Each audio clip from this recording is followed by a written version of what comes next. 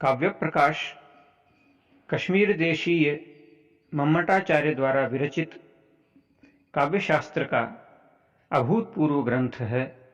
इसमें 10 उल्लास हैं, जिनमें काव्यशास्त्रीय विभिन्न तत्वों का विस्तृत विवेचन किया गया है। मम्मट कश्मीर देशीय जय्यट के पुत्र थे और कैयट के भाई थे। मम्मट को ध्वनि प्रस्थापन परमाचार्य कहा जाता है। काव्य प्रकाश के प्रथम उल्लास का नाम है काव्य प्रयोजन कारण स्वरूप विशेष निर्णय। ग्रंथ के आरंभ में विघ्नों के विनाश के लिए अपनी इष्ट देवता को सरस्वती देवी को कवि मंगलाचरण प्रस्तुत करते हैं, जो नमस्कारात्मक है। नियति कृत नियम रहितांग ह्लादैकमयी मनन्य परतंत्राम नवरस रुचिरांग निर्मितिमा दधति भारती कबीर जयति। इसके पश्चात प्रयोजन बताते हुए कहते हैं काव्य का काव्यं यशसे अर्थकृते व्यवहार विदे शिवेत रक्षतये सद्यः पर निर्वृतये कांता सम्मिततयोपदेश युजे। अर्थात काव्य यश या कीर्ति प्रदान करने वाला, अर्थ प्रदान करने वाला, व्यवहार को बताने वाला, अनिष्ट का नाश करने वाला, साथ ही परम आनंद को देने वाला और उपदेश कांता के समान उपदेश प्रदान करने वाला होता है। मम्मट इनके उदाहरण भी देते हैं, जैसे कालिदास को यश प्राप्ति हुई, श्री हर्ष से धावक आदि कवियों को धन की प्राप्ति हुई, साथ ही राजा आदि से कैसा उचित व्यवहार करना है इसका ज्ञान भी काव्य से मिलता है। आदित्य स्तोत्र का पाठ करके मयूर कवि ने जैसे स्वयं के अनर्थ का निवारण किया, सकल प्रयोजन मौलिभूतम आनंद को कहा।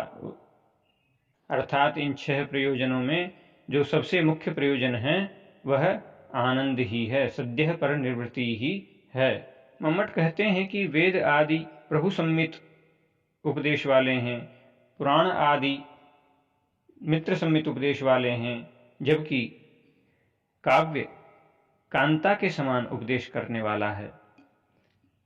काव्य लोकोत्तर वर्णना निपुण कवि कर्म है। वह सरसता बनाए रखते हुए लोगों को प्रवृत्त करता है कि रामादिवद वर्तितव्यम न रावणादिवत।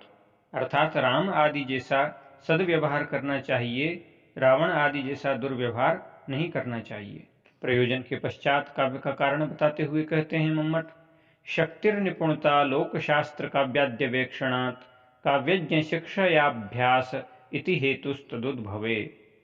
अर्थात शक्ति और लोक शास्त्र और काव्यों के निरीक्षण से प्राप्त हुई निपुणता और काव्यज्ञों से शिक्षा प्राप्त करने के द्वारा जाना हुआ, प्राप्त किया हुआ होने वाला अभ्यास, ये तीनों मिलकर के एक जब हो जाते हैं तो काव्य का कारण बनते हैं। इनमें से जो शक्ति है वह कवित्व का बीज रूप है। वह वास्तव में एक संस्कार विशेष है, अर्थात जो बनाई नहीं जा सकती है।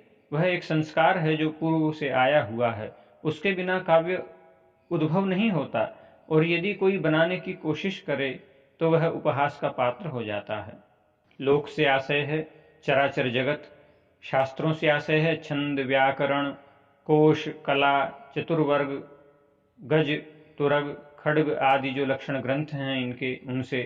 काव्यों से आशय है जो कालिदास आदि महाकवियों से संबंधित काव्य हैं उनसे, और आदि लेने से आशय है कि इनके विमर्श से, आदि से आशय है इतिहास आदि जो ग्रंथ हैं उनसे। इनके विमर्श से व्युत्पत्ति प्राप्त होती है। व्युत्पत्ति अर्थात निपुणता। शक्ति और व्युत्पत्ति होने के साथ ही अभ्यास भी आवश्यक है, और वह अभ्यास जो दक्ष हैं, जो कुशल हैं, जो अनुभवी हैं, उनके निर्देशन में होना चाहिए। तो काव्य करना जो जानते हैं, काव्य पर तात्विक दृष्टि से विचार करना जो जानते हैं, उनके उपदेश से काव्य के करने में पुनः पुनः अर्थात बार बार प्रवृत्ति, ये तीनों मिलकर के काव्य में हेतु बनते हैं। ये तीनों अलग अलग काव्य के हेतु नहीं हैं, अर्थात किसी एक के होने से ही मात्र काव्य नहीं रचा जा सकता। इसीलिए मम्मट ने कहा कि उद्भवे निर्माणे समुल्लासे च हेतुः न तु हेतवः। बहुवचन का प्रयोग नहीं किया, 3 शब्दों का प्रयोग भी विशेष है। इससे लगता है कि शक्ति काव्य के उद्भव में, निपुणता उसके निर्माण में, और अभ्यास उसके समुल्लास में भूमिका अदा करते हैं। काव्य का प्रयोजन और कारण बताने के बाद अब उसका लक्षण कहते हैं तददोषौ शब्दार्थौ सगुणा वनलंकृति पुनः क्वापि, अर्थात दोषों से रहित, गुण युक्त और प्रायः अलंकार सहित, किंतु कहीं कहीं अलंकार रहित भी हो, ऐसे शब्द और अर्थ दोनों की जो समष्टि है वह काव्य कहलाती है। अनलंकृति पुनः क्वापि को मम्मट वृत्ति में स्पष्ट करते हैं कि सर्वत्र सालंकार हो, अर्थात प्रायः अलंकार सहित होना चाहिए, लेकिन यदि कहीं स्फुटालंकार विरहेपि न काव्यत्व हानि है, अर्थात कहीं स्फुट रूप से खुला हुआ अलंकार न दिख रहा हो तो भी काव्यत्व में कोई हानि नहीं होगी, अर्थात काव्य हो जाएगा। जैसे एक उदाहरण देते हैं, यह कौमारहर है, और कहते हैं कि इसमें स्फुट रूप से कोई अलंकार नहीं है, और रस चूंकि प्रधान है इसलिए रसवद अलंकार भी नहीं है। लक्षण बतलाने के बाद अब काव्य के भेदों को बतलाते हैं। काव्य के 3 भेद मम्मट ने बतलाए हैं, उत्तम काव्य, मध्यम काव्य और अधम काव्य।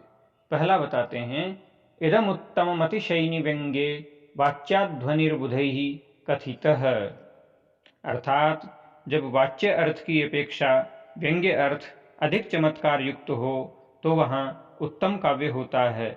विद्वान इसे ध्वनि काव्य कहते हैं। यहाँ बुधैः अर्थात विद्वान से आशय है वैयाकरण। वैयाकरणों ने प्रधानभूत स्फोट रूप व्यंग्य की अभिव्यक्ति कराने में जो समर्थ शब्द है उस शब्द के लिए ध्वनि इस पद का प्रयोग किया था। इसके बाद उनके मत का अनुसरण करने वाले जो अन्य साहित्य शास्त्र के आचार्य थे उन्होंने भी वाच्यार्थ को गौण बना देने वाले व्यंग्यार्थ की अभिव्यक्ति कराने में समर्थ जो शब्द और अर्थ हैं उन दोनों के लिए ध्वनि इस पद का प्रयोग करना आरंभ कर दिया। उत्तम काव्य का उदाहरण मम्मट देते हैं निःशेषच्युत चंदनम, इस प्रकार से, और इसमें कहते हैं कि यहाँ पर अधम पद से यह व्यक्त होता है कि तुम उससे रमण करने ही गई थी नायक से। इसके पश्चात मध्यम काव्य को बताते हुए कहते हैं, अतादृशी गुणीभूत व्यंग्यं व्यंग्ये तु मध्यमम्, अर्थात जब व्यंग्यार्थ वैसा न रह जाए जैसा कि ध्वनि काव्य में था, क्योंकि ध्वनि काव्य में व्यंग्य अधिक चमत्कारी था, और वैसा न रह जाए अर्थात जहां पर व्यंग्य वाच्य की अपेक्षा अधिक चमत्कारकारी न हो। यहाँ पर वाच्यार्थ और व्यंग्यार्थ की तुलना ही निर्णयकारी है। वाच्यार्थ की अपेक्षा जब व्यंग्यार्थ अधिक चमत्कारी नहीं होगा, उसकी अपेक्षा गुणीभूत हो जाएगा, तो वहां पर गुणीभूत व्यंग्य इस नाम का काव्य होगा। इसे मध्यम काव्य भी कहेंगे। इसका उदाहरण देते हैं मम्मट, ग्राम तरुणं तरुण्या नवमंजुल मंजरी सनाथ करम पश्यन्त्या भवति मुहुर्नितरांग मलिना मुखच्छाया। इस पद्य में तुम मिलने का संकेत देकर के नहीं आई, इस व्यंग्य की अपेक्षा जो वाच्य है वही चमत्कारकारी है, इसलिए यह उदाहरण मध्यम काव्य या गुणीभूत व्यंग्य काव्य का है। अवर काव्य या अधम काव्य 2 प्रकार का कहा गया है, शब्द चित्र और वाच्य चित्र। कारिका में कहते हैं, शब्द चित्रं वाच्य चित्रमव्यंग्यं त्ववरं स्मृतम। यहाँ ध्यान देने योग्य पद है अव्यंग्यम, अर्थात व्यंग्य अर्थ से रहित। जो शब्द चित्र और अर्थ चित्र नाम से 2 प्रकार का है, ऐसा अधम काव्य होता है। यहाँ चित्र यह पद गुण तथा अलंकार से युक्त होने से है, और अव्यंग्य का अभिप्राय है स्फुट रूप से, स्पष्ट रूप से व्यंग्य अर्थ से रहित। अवर का अर्थ है अधम। अब यह 2 प्रकार का है, शब्द चित्र और वाच्य चित्र। शब्द चित्र का उदाहरण देते हैं, स्वच्छंदोच्छल कच्छ कच्छ कुहरच्छाते तरांबुच्छटा, और कहते हैं कि इसमें कोई व्यंग्यार्थ नहीं है, केवल शब्दों का अनुप्रासजन्य चमत्कार है, इसलिए यह चित्र काव्य है, शब्द चित्र काव्य है यह। वहीं अर्थ चित्र का उदाहरण देते हुए बताते हैं, विनिर्गतं मानवदात्म मंदिराद, इसमें उत्प्रेक्षा अलंकार है, और कवि का प्रधान रूप से तात्पर्य या प्रयास इस उत्प्रेक्षा अलंकार में ही होने से यह वाच्य चित्र का उदाहरण है। यहाँ पर व्यंग्य प्रधान नहीं हो सका है। यदि कवि का तात्पर्य उत्प्रेक्षा अलंकार में न होता तो यहाँ वीर रस की प्रधानता हो सकती थी। इस प्रकार प्रथम उल्लास में आचार्य मम्मट ने मंगलाचरण, उसके पश्चात काव्य प्रयोजन, काव्य हेतु, उसके पश्चात काव्य लक्षण और काव्य के भेदों का वर्णन किया है। काव्य के उत्तम, मध्यम और अधम भेद माने।